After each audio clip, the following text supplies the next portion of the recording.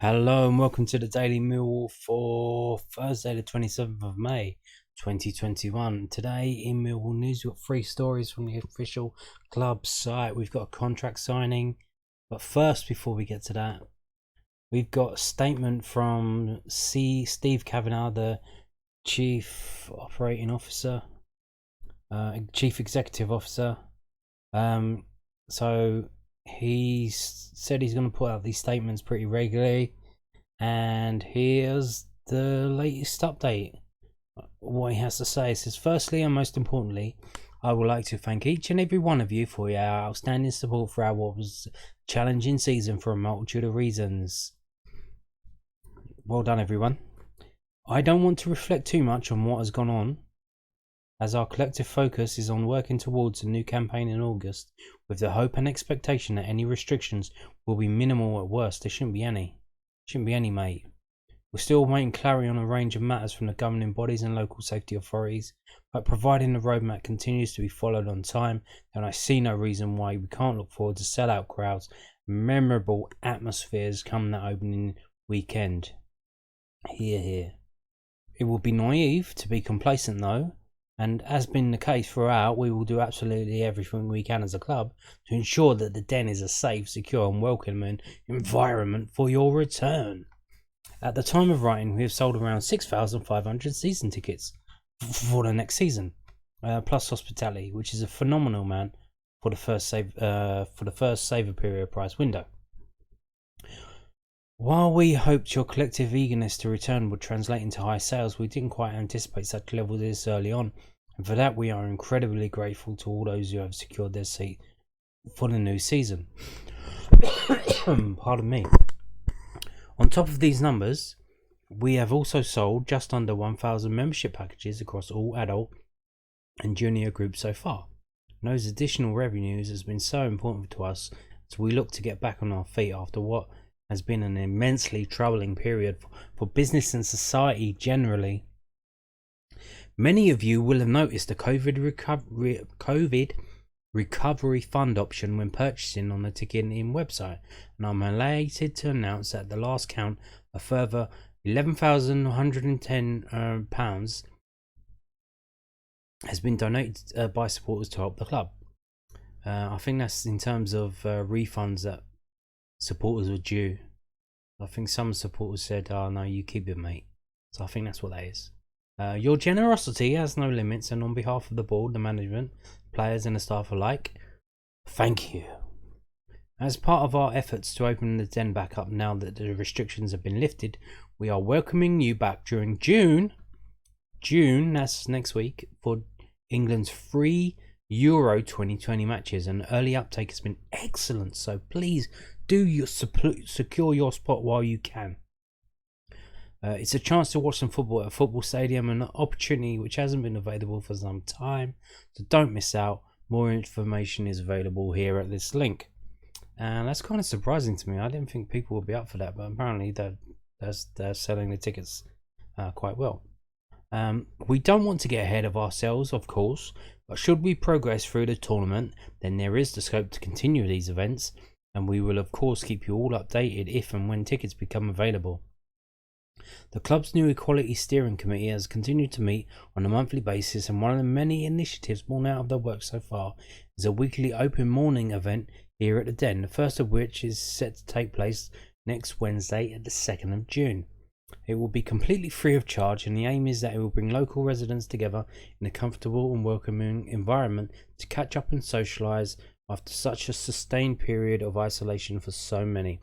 We want the stadium to become a hub for the local community, and these open mornings are another element of our enhanced efforts in terms of fan engagement and corporate social responsibility. You can find out more information by clicking here. If you live locally, then please do come down for a tea or coffee, some cake and a catch up. And I'll be bringing you, that's my next story coming up. I'll tell you more about that later. Elsewhere, the topic of the redevelopment around the Den has again come to light since some of renewal's plans were made public, and the club will respond formally through the correct channels in due course. Just by way of an update from the club side, We are in continued dialogue with Lewisham Council about our plans on our hopeful of a positive resolution to these discussions.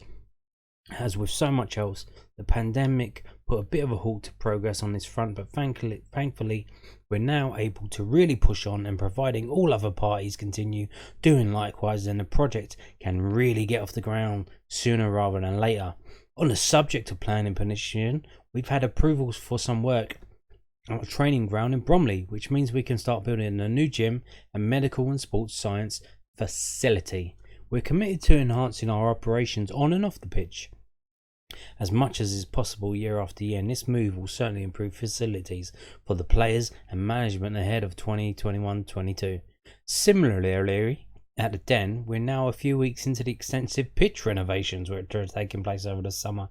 This much needed work was due to take place last year, but was delayed because of the short turnaround from one season to the next, and will take around 13 weeks to be completed. It's a very costly renovation at around £1 million, and we're incredibly grateful once more to the chairman John Berylson for his outstanding financial support. The end result should leave us with one of the best playing services in the country, which again is great for the players and management. In other news, it was recently brought to our attention that an unlicensed website was selling a range of retro Millwall sports shirts.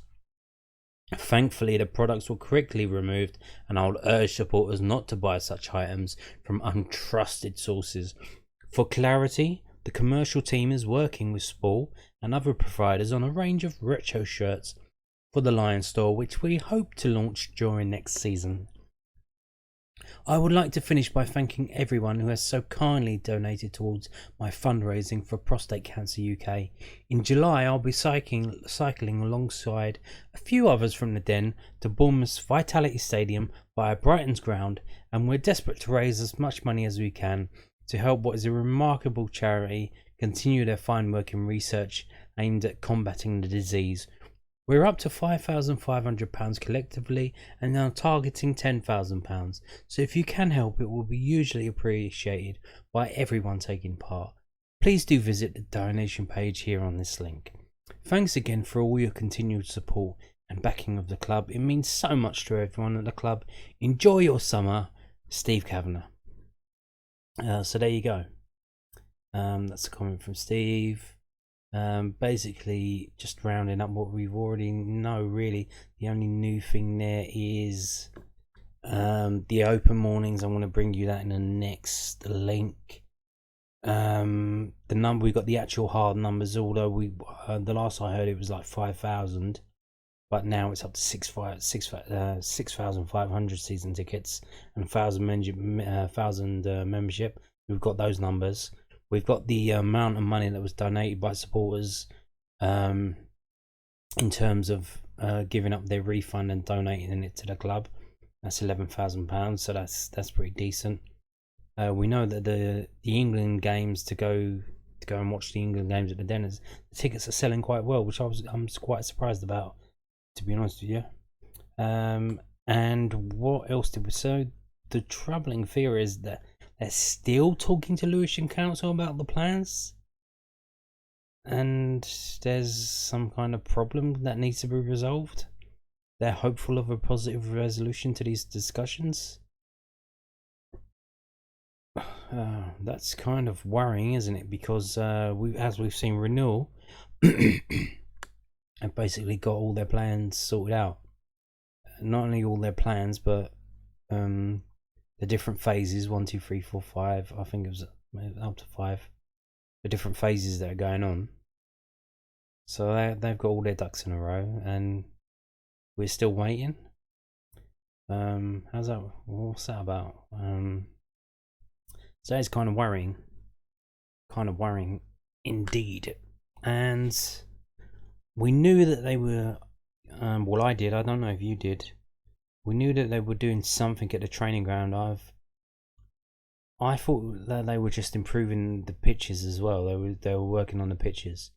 The same people, the same company that's doing the new ground at the Den. I thought they were doing improving the pitches at the training ground, because there was a couple of under 23 games, I think, or maybe under 18s that were postponed because it got waterlogged at the training ground, the Calman Road. I think it doesn't happen that often, but every now and then.